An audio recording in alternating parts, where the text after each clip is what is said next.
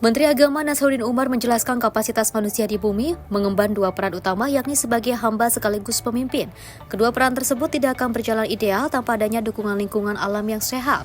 Dirinya menekankan pentingnya menjaga tiga dimensi hubungan secara berbanding lurus yang meliputi hubungan manusia dengan Tuhan, hubungan sesama manusia, serta hubungan manusia dengan alam dan makhluk hidup. Ya, pertama, saya kira sangat luar biasa ya khatib kita tadi itu melayani semua segmen. Jadi segmen pertamanya itu juga memberikan kuota juga kepada kaum milenial dengan memberikan suatu ilustrasi kepada anak-anak kita yang cenderungnya hanya filsafat only ya, padahal di balik filsafat itu kan juga ada spiritualitas, dengan mengilustrasikan bahwa ada nelayan yang mungkin selama ini kita di lockdown yang melihat pandang enteng gitu nggak ada apa-apanya, dan dibandingkan dengan profesor, ternyata profesor itu juga punya banyak kelemahan, di samping kelemahan juga dipunya oleh nelayan. Jadi setiap orang, semua profesi itu masing-masing memiliki kekurangan dan juga kelebihan. Jangan memandang ente nelayan itu nggak ada apa-apanya, walaupun dia seperti itu, tetapi ternyata tadi dikisahkan oleh khatib itu luar biasa.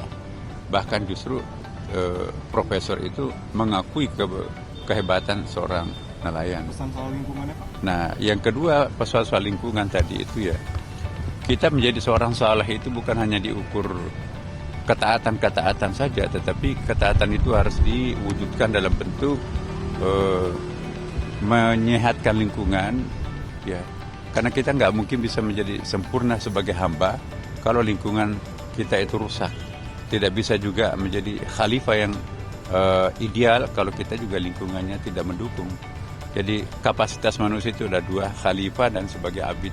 Tanpa alam segara, kita nggak mungkin menjadi hamba ya. Bagaimana kita bisa khusyuk sholat kalau ada banjir, iya kan? Bagaimana bisa khusyuk beribadah kalau sakit gigi ya misalnya. Jadi semuanya harus berbanding lurus ya, tiga dimensi di tadi itu ya. Ada dimensi hablum minallah, ya hablum ma'al makhluqat, dan juga hablum minallah.